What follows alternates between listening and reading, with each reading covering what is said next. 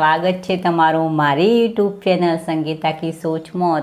તો આજના વિડીયોમાં વાત કરીશું જવાબદારી સાથે આનંદથી જીવન જીવવું તો કઈ રીતે। તો બસ એકવાર એક વેપારીના છોકરાએ વેપારીને પૂછી નાખ્યું કે પિતાજી જવાબદારી સાથે આનંદથી જીવન જીવવું તો એ કઈ રીતે। તો વેપારીને થયું કે આનો શું જવાબ આપવો। અને છોકરાની ઉંમર હતી 15 થી 16 વર્ષની। તો વેપારીના મનમાં એક વિચાર આવ્યો અને વેપારીએ છોકરાને કહ્યું કે ભાઈ તું એક કામ કર, આપણે નગર શેઠને ત્યાં જા। તો નગર શેઠની બુદ્ધિના ઘણા વખાણ થાય છે, તો તું ત્યાં જઈને નગર શેઠને આ સવાલ પૂછજે તો તને આનો ચોક્કસથી જવાબ મળી રહેશે। તો બસ છોકરો પહોંચ્યો નગર શેઠને ત્યાં। નગર શેઠને જઈ અને સીધો આ સવાલ પૂછ્યો કે મારા પિતાજીએ મને તમારી પાસે મોકલ્યો છે, તો બસ મારે જાણવું છે કે જવાબદારી સાથે આનંદથી જીવન કઈ રીતે જીવી શકાય। તો નગર શેઠ આ સવાલ સાંભળી અને થોડીવાર વિચારમાં પડ્યા, પછી તરત જ એમણે એક ચમચી આ છોકરાના હાથમાં પકડાવી અને એમાં તેલના 3-4 ટીમ્પા નાખી દીધા અને છોકરાને કહ્યું કે આ ચમચી તું હાથમાં લઈ અને મારી જે હવેલી છે એને તું બરાબર જોઈ અને આવ।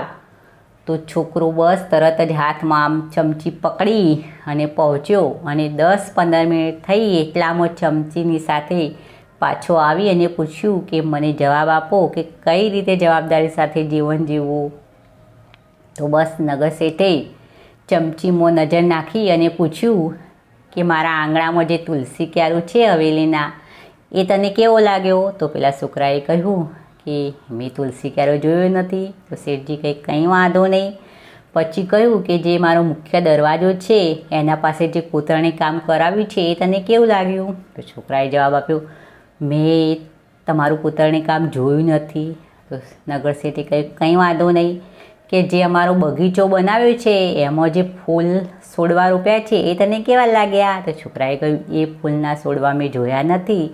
તો નગર શેઠે કહ્યું કે તને હવેલી જોવા મોકલ્યો હતો તો શું જોઈને આવ્યો। તો છોકરાએ જવાબ આપ્યો કે તમે મને આ ચમચી પકડાવી છે અને એમાં તેલના 3-4 ટીમ્પા નાખ્યા છે, તમે કહ્યું હતું કે એ ટીમ્પા ઢળાવા જોઈએ નહીં અને તું નગર પૂરી હવેલીને જોઈને આવ। તો બસ હું આ ચમચી પકડી અને ફરતો રહ્યો, ફરી અને આવી ગયો, મેં કંઈ જોયું જ નથી। હું જોવા જાઉં તો ચમચીમાંથી તેલ ઢળાઈ જાય।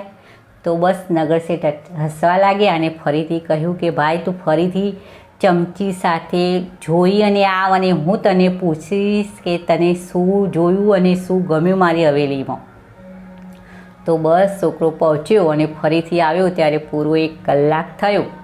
તો બસ આવ્યો અને શેઠજીએ જે પૂછ્યું નગર શેઠે કે તે તુલસી ક્યારો જોયો, બગીચો જોયો, જે અંદર લાઇબ્રેરી બનાવી છે એ જોયું, દરેકનો છોકરાએ જવાબ આપ્યો અને છોકરો બહુ જ ખુશ અને આનંદમાં હતો। તો શેઠજીએ કહ્યું કે તે બરાબર જોયું, તને ખૂબ ગમ્યું। તો છોકરાએ કહ્યું કે હા મને બહુ ગમ્યું અને જો મારા પાસે પણ આટલા પૈસા હશે ને તો હું આવી જ હવેલી તમારા જેવી હવેલી બનાવડાવીશ।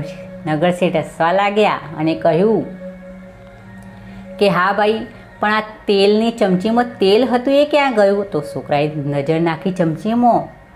તો છોકરો કહેવા લાગ્યો કે હું તમારી હવેલી જોવામાં રહી ગયો અને તેલ ક્યાં ઢળાઈ ગયું એ તો મને ખબર જ નથી।